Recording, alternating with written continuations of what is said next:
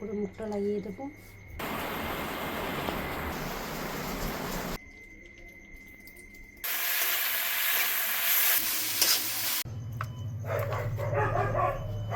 রসুনটা দিয়ে দেবো। কড়াইতে আমি সর্ষের তেল দিয়ে দিয়েছিলাম, কড়াই তেল গরম হয়ে গেছিল। রসুন আর কাঁচা লঙ্কাটা দিয়ে দিচ্ছি।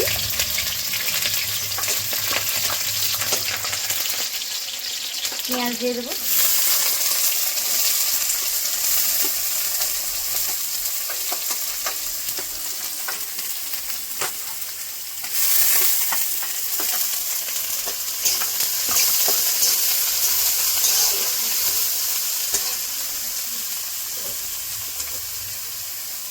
দিয়ে দিচ্ছি একটু লবণ।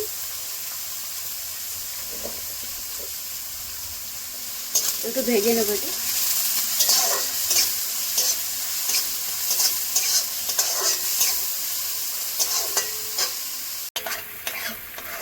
পেঁয়াজ, কাঁচা লঙ্কা, রসুন একটু হালকা করে ভেজে নিয়েছি।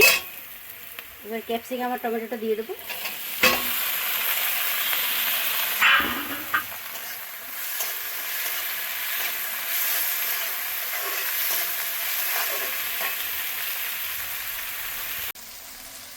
দিয়ে দিচ্ছি হলুদ গুঁড়ো,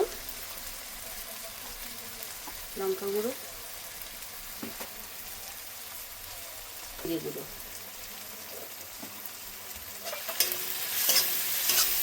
গুঁড়ো মশলা দিয়ে একটু ভেজে নেবো আর একটু। আর এখানে পনিরটা আমি গ্রেট করে নেব।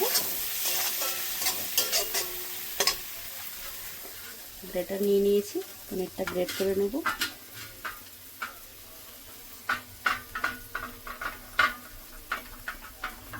এরকম করে নেব।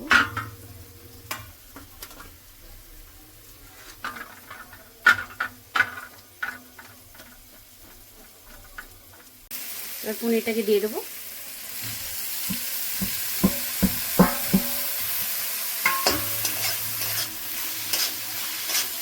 এবার কিছুক্ষণ হতে দেবো।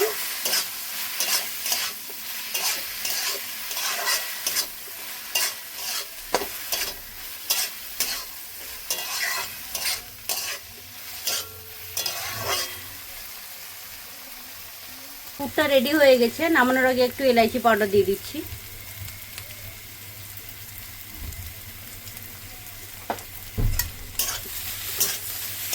হয়ে গেছে, এবার নামিয়ে নেব।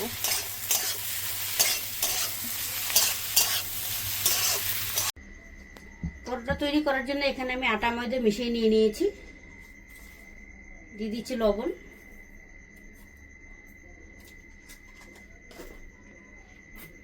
রিফাইন তেল,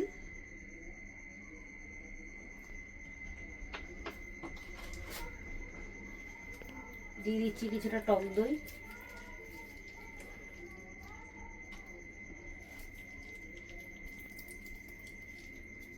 দই নিয়েছি 2-3 চামচের মতো। সুন্দর করে এটাকে মেখে নেব।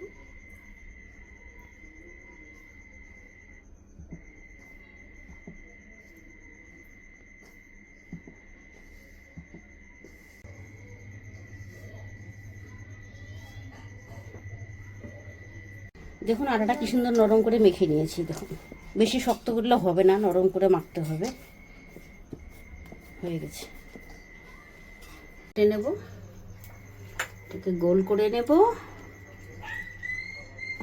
একটু ময়দা নিব, হাতে লাগিয়ে, হাতে লেগে যাবে হাতের সঙ্গে। বাটির মতো শেপ করে নেব।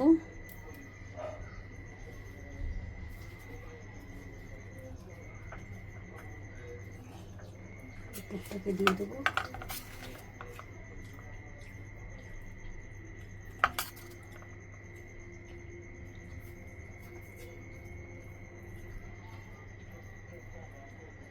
সুন্দর করে মুখটা লাগিয়ে দেবো।